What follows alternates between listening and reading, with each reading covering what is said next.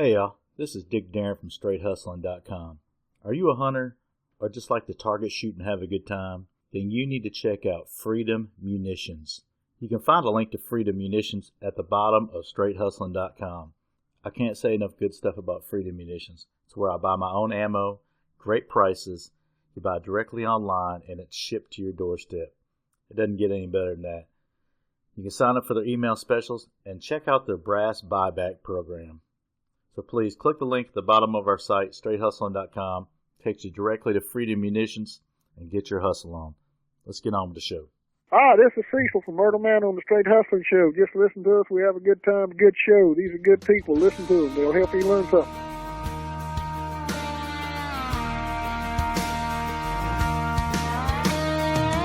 Like a hot summer night, waiting for the lightning to strike and light up the sky. So bright, all we need is a spark to start it, just a touch in the dark to know we're alive. All right, we're back. Straight Hustling back in the headquarters. This is Dick Darren, Money Mike, and Stu. What's going on?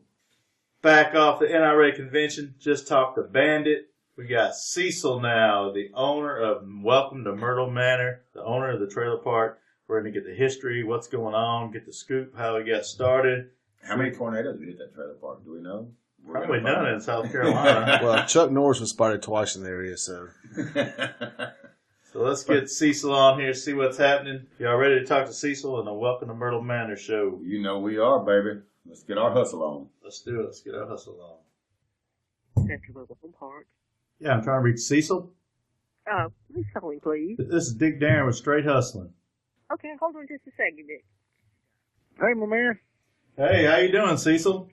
I'm doing good. How about you? Great, man. I got myself and Money Mike and Stu here to talk to you. Hey, Cecil, how you doing, brother?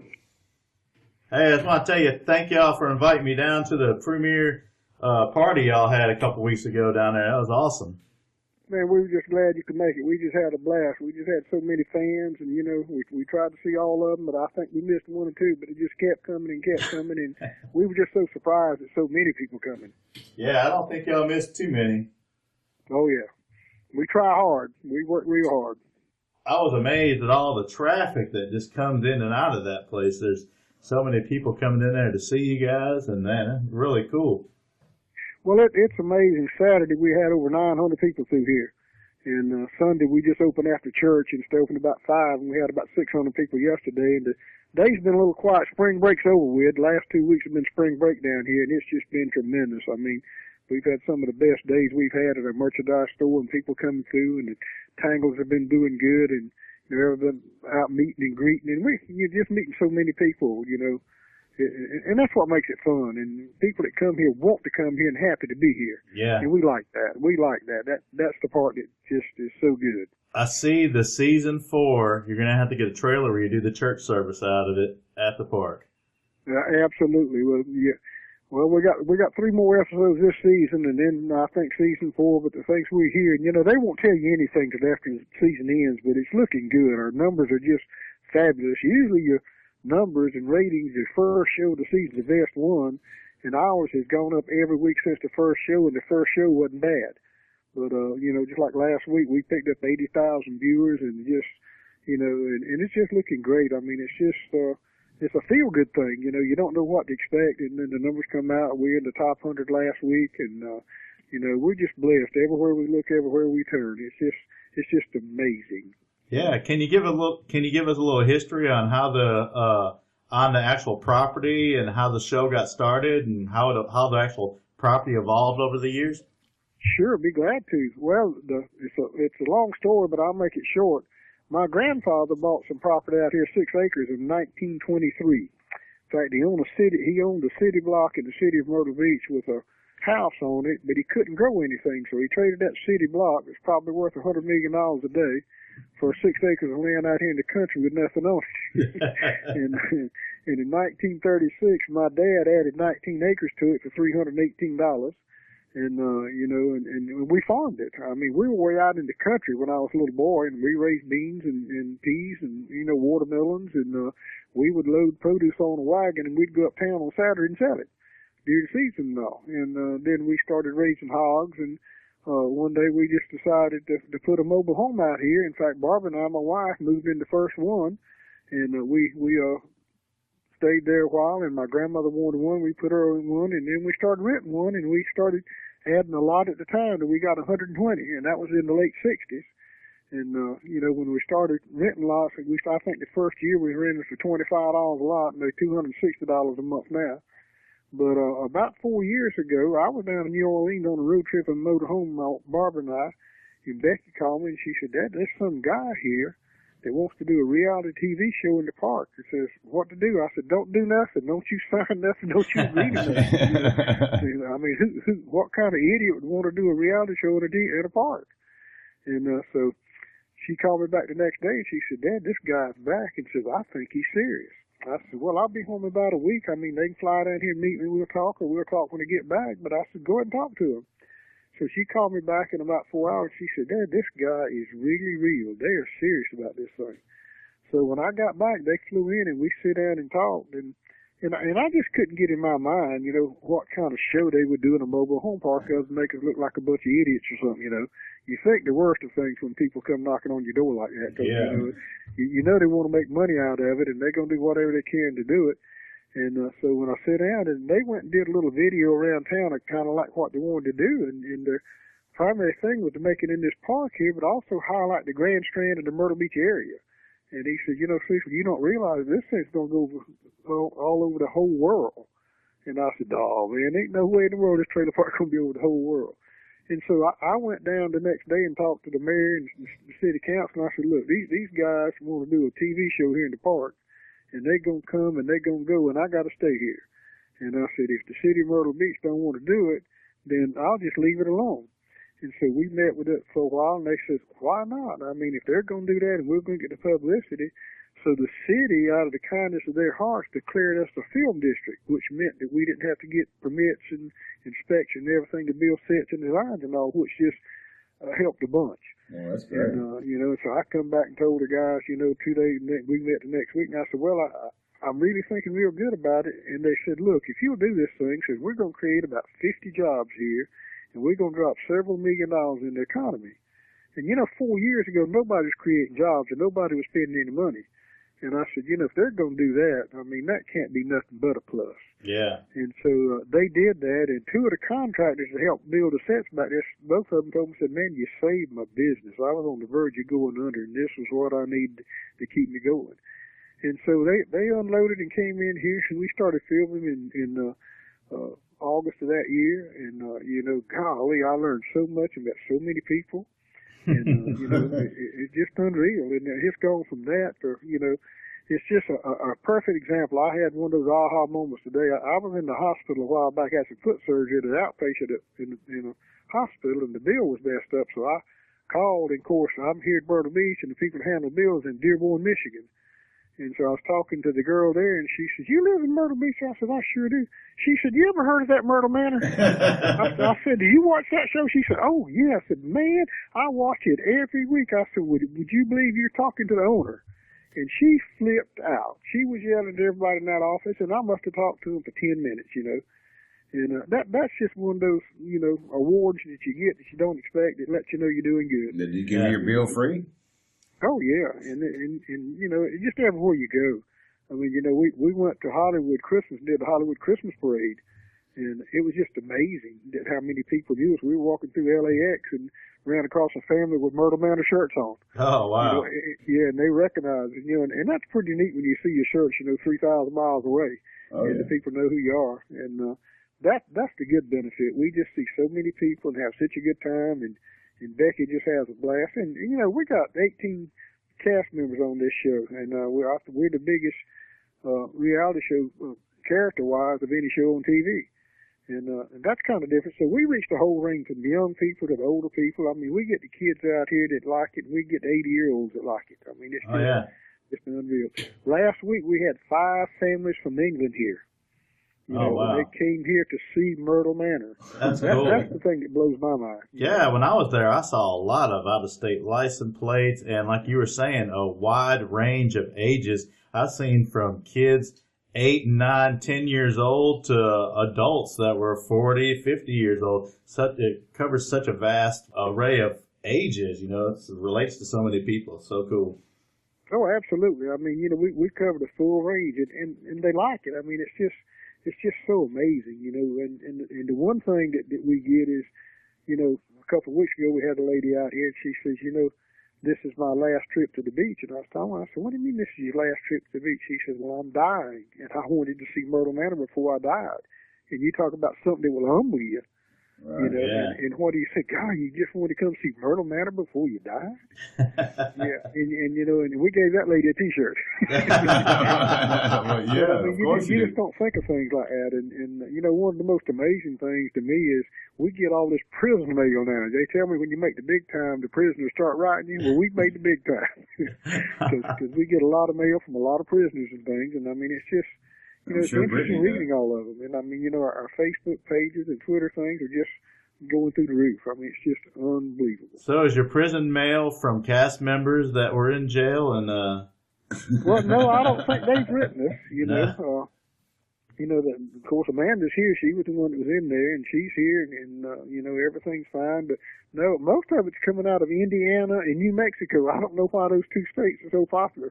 oh man, from one end to the other end. But you know, but we hadn't had any problem with our cast members getting in jail since the first season. The first season thing, we're in the third and nine. Everybody's trying to behave themselves. Yeah. But, you know, people are going to be people, and things are going to happen. you know. yeah, gotta have a good time. I went to the bank Saturday morning, came back, and there were 3 police cars sitting in the driveway. I said, my gosh, what's going on? and I get out, and I said, who's in trouble? They said, nobody here. We're trying to find somebody's brother, and we know that his sister lives here. I said, okay, that's cool. Oh, You know, wow. but you know, it just scares you when you turn the corner and there sits 3 police cars in your driveway. I thought they were escorting you with all that money you've made. Oh, Lord, I wish I made a tenth of the money that people thought I made. You know, it's just, but now, don't get me wrong, it's worth the effort. But I mean, you go down there, you know, we put in long days. You got that right. But you know, if you make money, it's 7:30 at night and you out here working. That means you working to make money. And that's what it takes. You know, there's no substitute for work. And work, the more you work, the more money comes to you.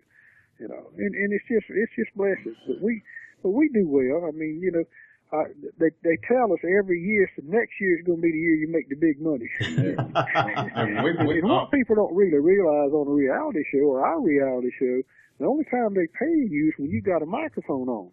You know, and if you don't have a mic on, and you know, you might work every day 1 week, and it might be 2 weeks before you work again. If you could work every day the way they pay you and do that for about 6, 8 months, you'd have some money. But but that's not the way it works. But it's very worthwhile.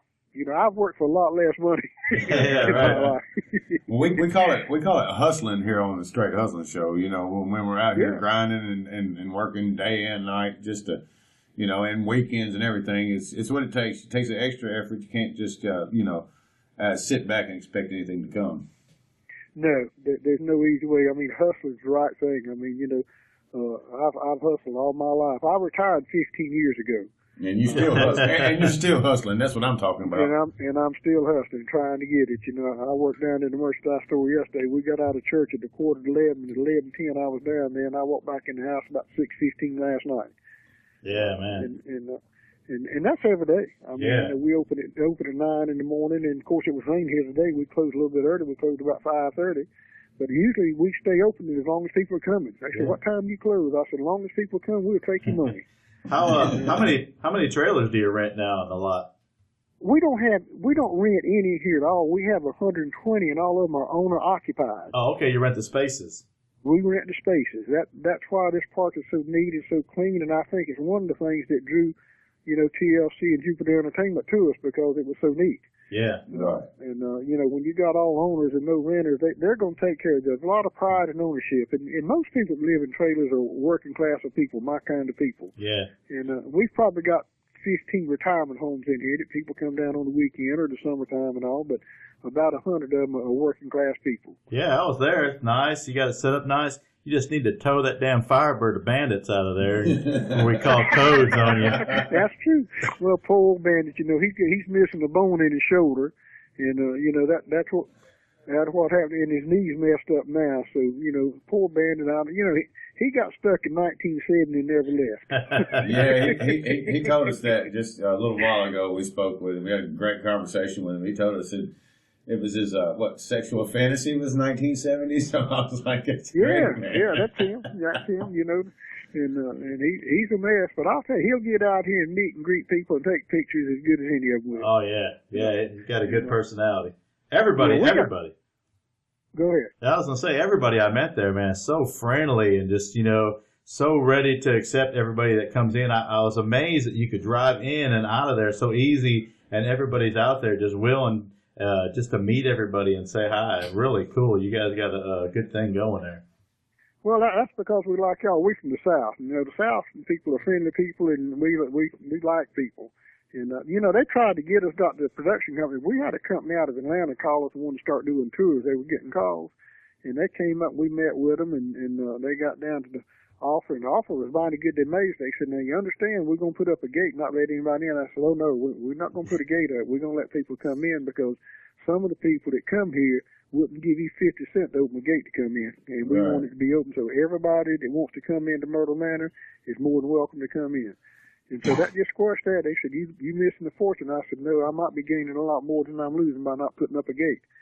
And, we might have to do that one day, but I hope we don't. Yeah. Do you get any late night visitors riding around many times? Yeah. Last year we had two young ladies came in here on the cab about 4 o'clock in the morning, started knocking on doors. They were hunting Brock. We just put them right in jail. They didn't stop it going. I banned the cab company from ever coming in here again.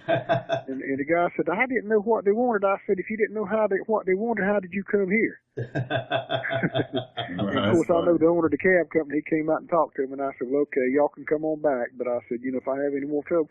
But in 3 years, that's really the only problem we had. And those girls were so drunk they didn't know where they were. And that cab driver should have never brought them in here. I bet Brock's mad at you. Yeah, I bet. Yeah.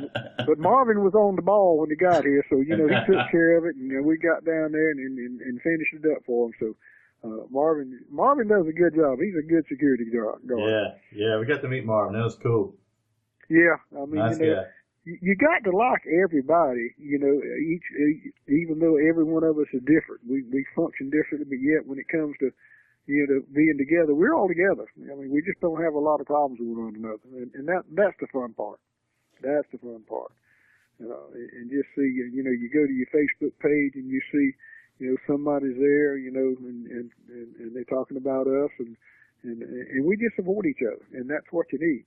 And when we go out into public, I mean, we can't go out anywhere without being recognized now, and that's a good thing. Yeah. I went up to Bass Pro Shop last night, and we couldn't even shout for taking pictures and signing autographs, and and I don't mind that. I mean, that's a part of what we do, and people that don't want to do that's not going to last long, I don't think. But I really enjoy that. I mean, we've dealt with the public all our lives, and we know what it is to deal with the public. And every now and then you're going to get somebody that's not too nice, and we just smile at them and shake our heads and just say, oh, okay. I got one of these words I use, and I'll just say fabulous or fantastic. And that's a lot of people, instead of saying BS, I'll just say that, and let it roll on. But so is your daughter Becky on the show? Yeah. Okay. All right. Becky's my daughter. She's on the show, and I mean she's probably the main star of the show. She keeps everything going, and I keep aggravating her, and she's going and going, and I mean it's just unreal. I mean, but she's my daughter, but she's special. Is she single? Well, no, she's married. She was married for 20 years, and ended up getting a divorce, and she met a young man here in the park that had always she moved back home. I guess in 2000. She'd been married 20 years, and I'll tell you a quick story about that and explain it. That she was on the verge of being a national director with Mary Kay, getting a pink Cadillac and all that. Oh, yeah. And her husband says a woman can't make more money than a man. And he just took all her self-esteem away from her, and she finally just ended up leaving him. And after 20-some years. But it was a little bit more than just that. That was kind of the frosting on the cake, so to speak. Well, I mean, she came back and met Curtis here, and they've been married for, about 5 years, I think. Yeah. And he's just a super guy. And he works here in the park. He's on the show. And, he takes care of her children. She helps take care of his children. And, it's just one big happy family. Money Mike's wife makes a lot more than him, and he doesn't complain. Yeah, and why do they call me Money Mike? Because my wife has money. There you go. Nothing wrong with that. I mean, I wish my wife made more than I did, and one time she did. Yeah, who would be mad at that? But Yeah, here's the thing. how stupid can you be? Well, your wife manages your money anyway, so hell, I let her manage hers and mine, so I don't worry about it. Oh yeah, well my wife says what's hers is mine and what's hers is hers, so I'm left out all the way around. We're all that way. Goes, but, I don't care who you are, you're in that boat.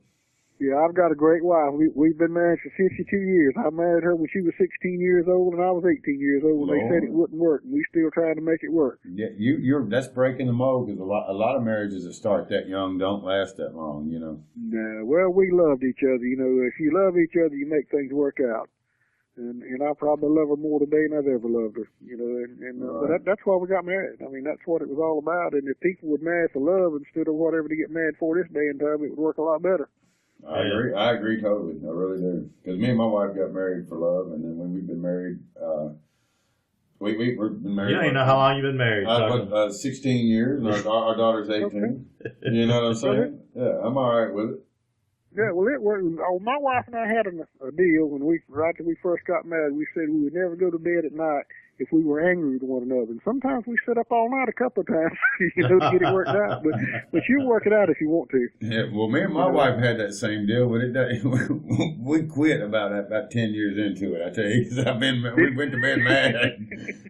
Sometimes I don't think quit. all marriages are made in heaven. No. I think ours was. It's been through hell. I know that. I don't know. It wasn't.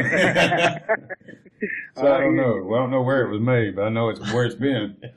Oh yeah. Well, y'all got to get back down here to Myrtle Manor. Oh yeah. Oh yeah, we need to. Well, Dick got to come down the first time, and then the next show next time we get down there, we'll try to bring the whole crew. It'll be great. Yeah, it would be cool. We'll do that. We'll make you feel like somebody. Yeah. We'll take care of you. Yeah, you're going to put us up in the pontoon boat there. Yeah, man, we'll put you in Bandit's houseboat. He calls it a land yacht. Nobody's staying in it, right? Pretty good. They were using that thing, and we bought it and brought it in here just for that. He snuck it in here on Becky, but it's just a good deal. But there ain't no telling what Bandit to do. I mean, we got a couple of idiots. You take Bandit and Jared, there ain't no telling what they'll come up with. When Marvin brought that horse in here for security, I said that's about the biggest thing I've ever seen. I'd been out of town.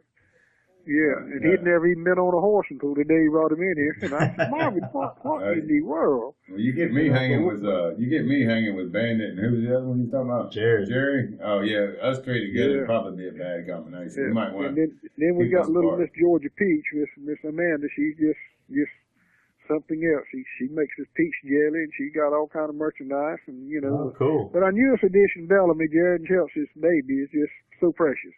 Yeah. Jared and Chelsea actually met when they did a screen test to be on the show. Oh, wow. That's cool. And we've seen that go from them meeting to now they've got a baby that'll be a year old in July, and they've been married for 2 years. That's awesome. That's and cool. So, there's some good stuff come out of this thing. It really has. Yeah. Yeah, that's awesome. I mean, how often do you hear that? Hey, we got a thing we do called the Hustling Round, where we just ask you some questions, and you just say whatever pops in your mind. You want to do that with us? Shoot, yeah. Let it fly. All right. If you're elected president tomorrow, what's the first thing you would do? I'd get rid of Obamacare. Amen, brother. Yeah. All right. What's your favorite vacation spot besides Bandit's houseboat? My favorite vacation spot is the Big Island of Hawaii, Kona, Hawaii. Oh, yeah. All right. Cool. Sounds good. That's a long way from South Carolina there. That's a good flight. It sure is. We've been over there several times. And the thing of it is, it's so much like what Myrtle Beach used to be 20, 30 years ago. And I think that's why I like it. Because I can remember Myrtle Beach was a little town and all the policemen knew everybody and they'd stop and say, I'm going to tell your daddy, boy. Yeah. But them days are gone. Yeah, they just take you in now. What's, on your show, Myrtle Manor, who's the biggest flirt? The biggest flirt's got to be Amanda. Oh. Oh, Thought it was Roy. I heard it was Brock. Well, Roy's no slouch at it. He's pretty good. You could probably take your pick out of everyone in there. Oh, yeah. Yeah, I'm supposed to get a Brazilian from him when I get up there. I can't wait. There you go. Yeah, that's going to be on film. I'm sure it's not going to be a deleted scene. We're going to keep it. Well, that'd be a good thing to do. I tell you, Roy's a super guy. What about your favorite drink? My favorite drink is Pepsi Cola. All right. Oh, yeah. Cold. Call I do not drink alcohol at all or do I smoke. All right. All right. If you're stranded on a deserted island, you have to pick one castmate from Myrtle Manor to be with you. Who would you pick? My wife. Hey, That was a good answer. yeah, that's the only one I expected right there. Yeah. All right. What about your favorite Kardashian? I guess it'd have to be Kim. All right, everybody's saying Kim. We always say Bruce. but- Yeah, it's always Bruce Jenner because Bruce That would be Kardashian. well, there's no gonna be telling the- about Bruce, is it? no, well, Bruce is going to be the hottest one before long. I'm probably right. He's working on it. All right. If you could pick any person to star in a motion picture with you, who would you pick? Any person to star in a motion picture with me, who would it be? Bandit picked I Bruce like Willis. Larry the Cable Guy. Oh, Larry the Cable Guy. Oh, Okay, yeah. Bandit picked Bruce Willis. He said Did their- he? Yeah, he said their styles were a lot alike. He said it would be He'd be a good Bruno one. and He'd Bandit. be a good. He renamed him, of course. He named him Bruno. I don't know why you take the Bruce Willis. Oh, off. my Lord. He renamed him Bruno. Oh yeah.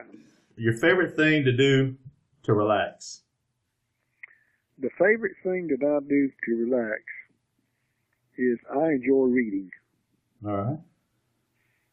And I like to read autobiographies, and just sit back and just get in a book and just get lost. Yeah. But I don't get to do that very often anymore. Yeah, it sounds like you're busy. You're a busy man.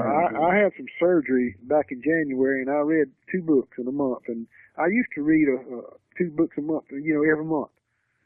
And then I used to, when I traveled, I had it all over on audio, and I'd listen to them. I drive about 100,000 miles a year, and I'd listen to audiobooks, all the time. And it's good motivational stuff. And, I think what's wrong with the world today is we don't reach out to listen to other people and other things. And, there's some great books out there that if people read them, you could benefit from them. Yeah, so everybody reach out and listen to our show. Yes, that's Yeah, what we, yeah. That's, I mean, that's what we do. We provide a All they know how service. to do now is punch buttons, on the telephone. Well, see, we provide a service where people like truckers and stuff, when they're on the road, they can listen to our show. When they get out of the truck, they can pause it. They get back in, they can listen to like this interview here. You can listen to it, whenever you That's want. great. Yeah, that's how this show works. You can listen to it whenever you want on the internet. Yeah, it's great. Or you can just not listen to I've it. been looking at your stuff. I got to get into it more because what I've looked at, I really like. All right, thanks, man. Yeah, we appreciate it. We're working hard trying to get it going, and people like you, and giving back. It's like that. You give back to the community. And we try to, give back to our community by, expressing what's going on in our community and what's who's doing what and who's coming here and this and that. Yeah. I learned early in life that 2 kind of people in the world, givers and takers. And, just leave them takers alone because all they do is take you. But if you find somebody willing to give and willing to share, both of you are game. Yep. Exactly right. Hey, who on the show Myrtle Manor, who makes you laugh the most?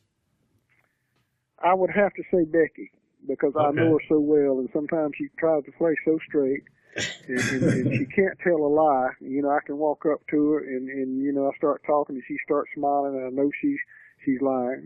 But I like Peggy, too. Peggy's a hoot. Peggy's been here 42 years reading the part.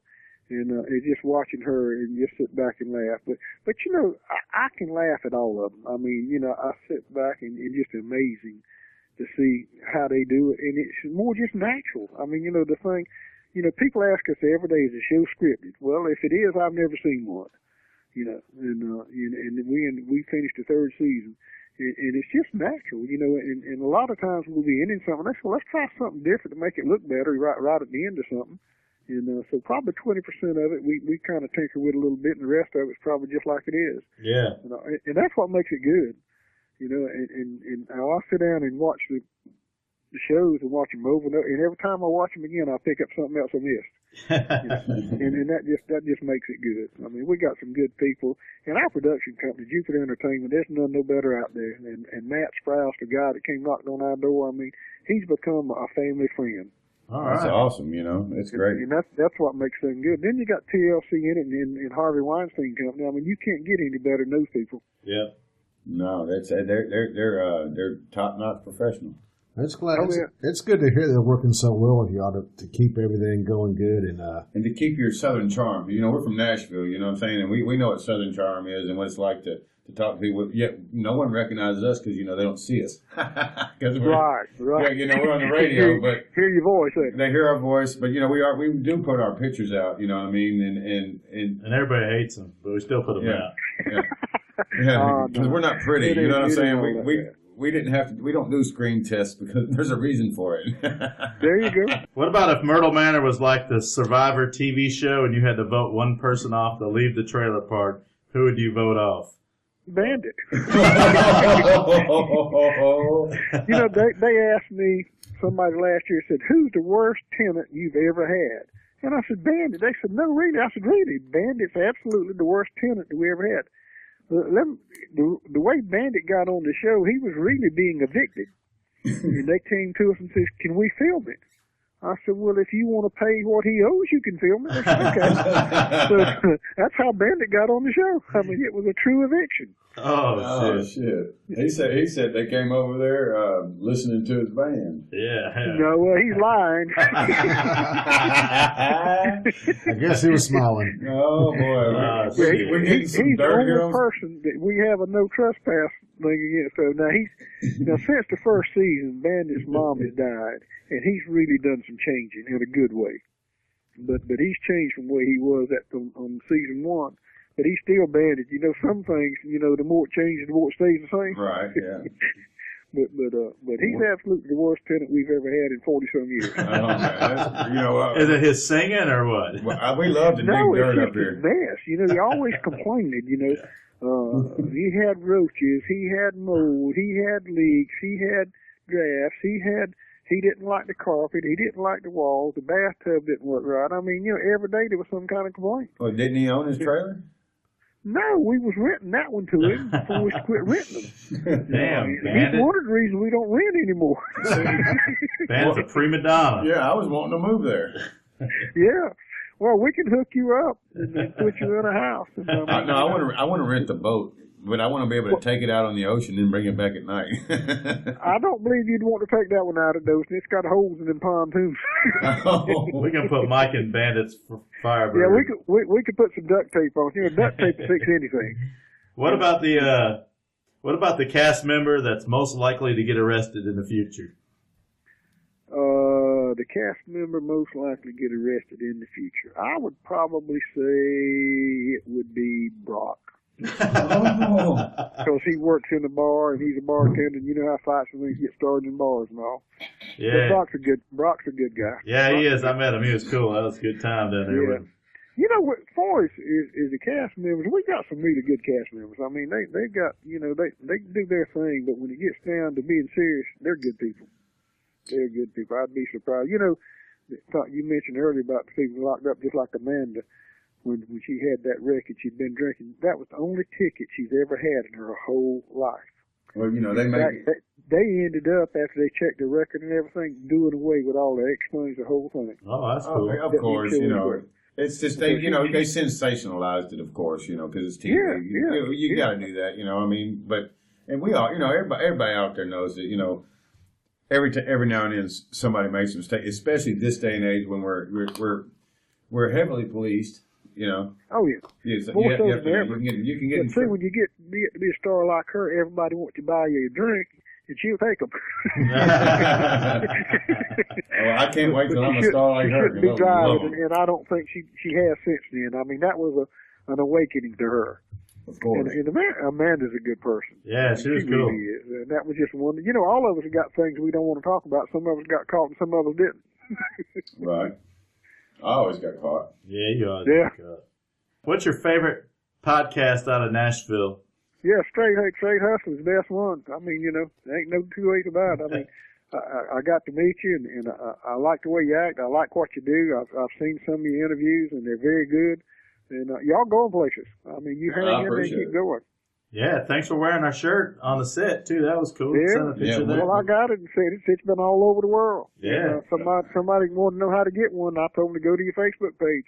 All right, yeah. Yeah, we appreciate it. You know, we're trying hard. We are hustling. I mean, that's our logo. We're not kidding. And we appreciate anybody giving us a shout out, and we hope we're helping your show by getting some of our listeners to hearing it that might not ever heard of it, but I doubt. You know what I mean? Because you're all over the place. You're all over the place, but some people don't know if they don't know what Myrtle Manor is, and they can find out on our show. And it's great. Yeah, that's one of the things. We came back and we actually went to a show when we got back here and was talking to some people. Yeah, went to Dave Chappelle, met a bunch of people. They're like, oh yeah, from Myrtle Manor. These people were from Wisconsin. They were from Wisconsin. Yeah, they were from Wisconsin. Yeah. Well, you make a real valid point. If people would just work together and try to help one another, look what we could accomplish. Instead of being, I want to be the star and you're nobody or something, But I'm willing. I mean, you can tell by this interview, I'm willing to help anybody at any time, anything that when they're trying to do what's right. Exactly. And y'all definitely trying to do what's right. There's no question about that. So if you ever get we'd all be better off. You're right on that. If you ever get Mike down there staying, that would be your first eviction. So that would be. But you're gonna don't come on. But you'll evict me on principle, and that's okay. Oh yeah, You'll evict me because he ain't paying on that money. All right, Cecil, man, I appreciate it, and we hope to talk to you. We hope to talk to you again soon once season 4 starts. Y'all keep in touch and let us know how that goes, and we're going to tune in to see what happens to the swimming pool. Yeah, I want to know. There you go. I wanted to All right, skinny man, dip I in appreciate it. Thanks for calling. All right, thank you very much, Cecil. Bye. All right, take care. Bye-bye. All right, that's the show. Cecil from Welcome to Myrtle Manor. Sorry for all the crazy shit. Mike might have shit his pants. I don't know what happened. Not looking good. That's closer to a queef. It was a little poop. And what about old Cecil's brother or uncle, was it, that bought that 12 acres for $318? Hey, Cecil, tell your brother I'll double his money right now. If you were listening to the show, he said it was his dad. His dad bought the first 6 acres. His uncle bought the next 12. But you know what? I want to go What back. his brother? No, I want to go back and trade that block back. I want that block back on the strip. You need to change your pants. Hey, look, I got my man pawn on. It's okay. Oh, shit. So y'all be looking out for the next few shows of Welcome to Myrtle Manor, Thursday night, 10 o'clock Eastern. Check it out. Crazy shit. Oh, I need to wipe. Oh, man. That's nasty. Straight Hustling Studio does have a restroom, folks, by the way. Money Mike just has not found it. I couldn't get there in time, man. Oh, my God. Stay away from the Taco Bell, man. Oh, Hey, y'all be sure you check out our website. It's www.straighthustling.com. STR8 hustling.com. We are not straight 8. It's straighthustling.com. Wrote right on the wall here. Stu looks up every time he reads it. It's written right on the wall in invisible ink. Only Stu can see it. Please go on the site and buy some shirts so Mike can change some pants. Yes, I need to buy new pants now. So, Mama needs a new pair of shoes. Come on, Hey, buy some shirts, people. We know you are digging us on this iTunes feed. Be sure you leave some comments after you download one so we'll know what you got going on. Be sure to leave some comments on our website. We're out there hitting it hard, guys. Be sure you let us know what's going on. Yeah, go out there and look at our upcoming guests, and if there's any questions you want to leave for them, you can go to the tab there and leave any questions you'd like for us to ask for the guests we got coming up. And what you all of you have to make sure you better get your friggin' hustle on. Hey. You ain't hustling, you ain't living. Hey, Double D. What about those pics you got out there now? Tell the people they can see some of the cool shit. Oh yeah, we got a lot of pictures out there from our trip to Myrtle Manor, also our NRA convention. So go out there and look at all the different pictures. We're hanging with Donald Trump, Oliver North. Who else are we with? Ted Nugent's wife.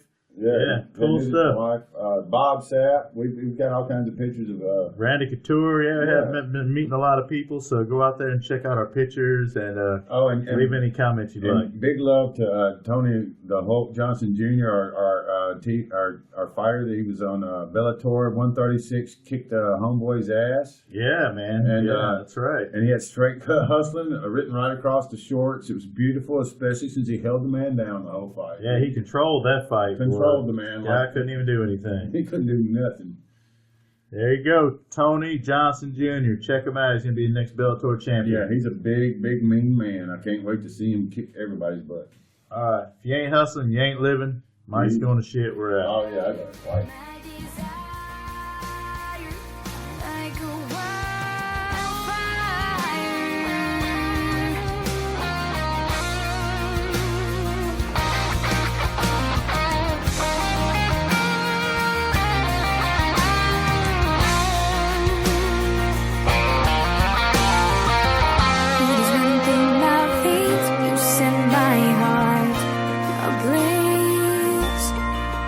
Like a wildfire dancing in the night, I can't contain what's burning inside. It's too late, we're surrounded by flames. I don't care, I don't wanna be seen. Oh, wildfire dancing in the night, I can't contain what's burning